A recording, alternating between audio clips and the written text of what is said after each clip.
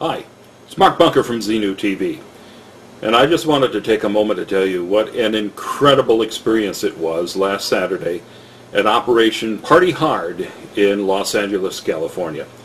Tori and I attended the picket in LA, and it was magnificent. There were hundreds of you out in the street protesting Scientology peacefully, just as promised. And of course, Scientology wouldn't let that go unnoticed. They tried everything they could to stop the protest. They had mounted a gigantic TV screen and put up stadium speakers, towers of speakers, to drown out any protesters. This, I'm sure, was greatly appreciated by the hospital right across the street. Kaiser Permanente had a wing full of patients who heard nothing but Scientology propaganda all day long. So, thanks. And, gee, Scientology, what did that do to all those expectant mothers giving birth inside Kaiser? Aren't they supposed to be having a silent birth? Didn't you just give them massive engrams that are going to make their future lives miserable? Or was that the plan? You simply wanted to fill them with engrams so that you could eventually, in a few years, snatch them up and turn them into Scientologists and heal them. Get them to sign a billion-year service contract and work for you for the rest of eternity. Very clever, Scientology. Once again, you are insidious. Of course, the tactics that Scientology used stopped nothing. When I got there, I found that all the protesters were on the opposite side of the street from the Scientology building, and everyone told me, well, you know, we have to stay on this side. So I went across the street to talk to the police to find out what the rules were, and what happened then was really amazing. So as I approached the two uniformed officers on Scientology's payroll, 3 Scientology handlers stepped up and created a wall between me and the officers. And I had to look over their shoulders and say, officers, I just want to ask you a question. Is there some problem here?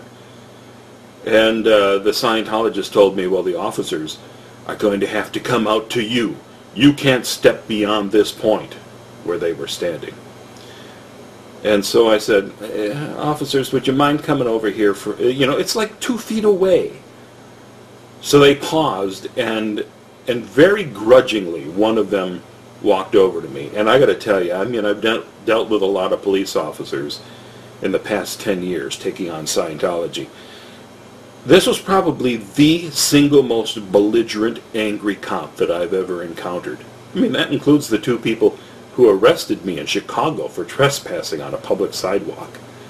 I mean, this officer was angry, and he said to me, because I asked him, okay, can you just tell me what the rules are here? And he said, are you the leader? And I said, no, this is anonymous. They have no leaders. Well, I'll talk to the leader. What? And I said to him, listen, just as a citizen, I just want to know what the rules are here.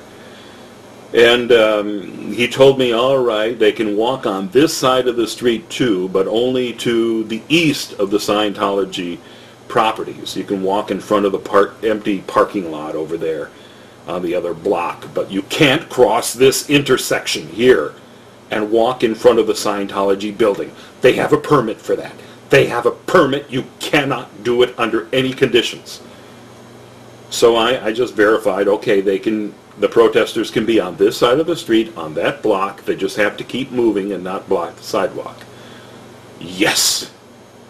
So I told the protesters, and many of them came over and started doing exactly that. And I told them, listen, you can't walk inside this intersection for some reason. And the police put up a little barricade right there at the corner of the intersection to make sure you didn't dare set foot over that, onto the intersection. The intersection of a road that's blocked off. You cannot turn down that street on L. Ron Hubbard Way because the giant TV was there and the speakers. It was impossible to go down there.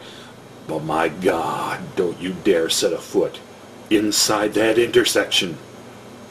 So, as everyone was coming over to that side of the street to protest, I asked to see the permit that Scientology had to close the street. And the police looked a little startled by that and said, we can't show you the permit, but we'll get you the permit number.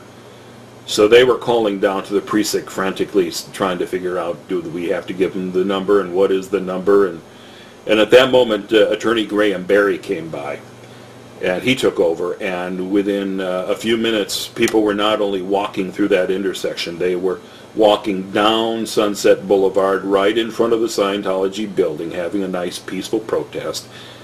Nobody was hurt, except, of course, for the egos of the Scientologists who were out there thinking, we prevented them from marching in front of our building.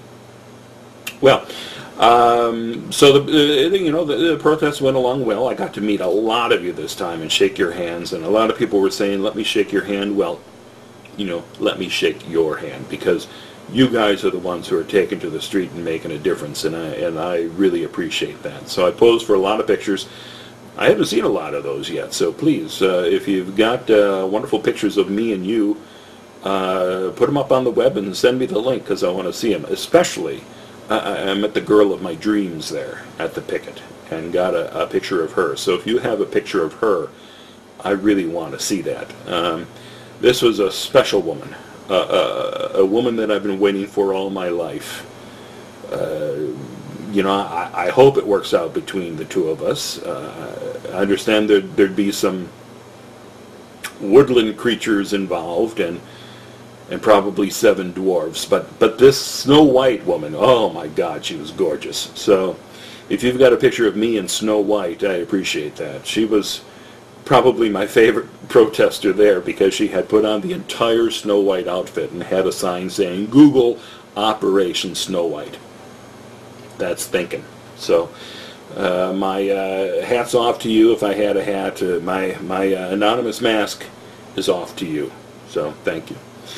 And what else did I want to say? Oh, and then, it was great. And by the way, Tori and I, over the weekend, also had an interview with a major publication. I'm not going to say what it is now, but it should be hitting the newsstand soon, and it should be a very fascinating article, as so many of the other articles have been this week. The Radar magazine article, oh my God, that was great. So to all of you journalists out there who are finding your voice again because of Anonymous, thank you for speaking out and telling the story of Anonymous and Scientology.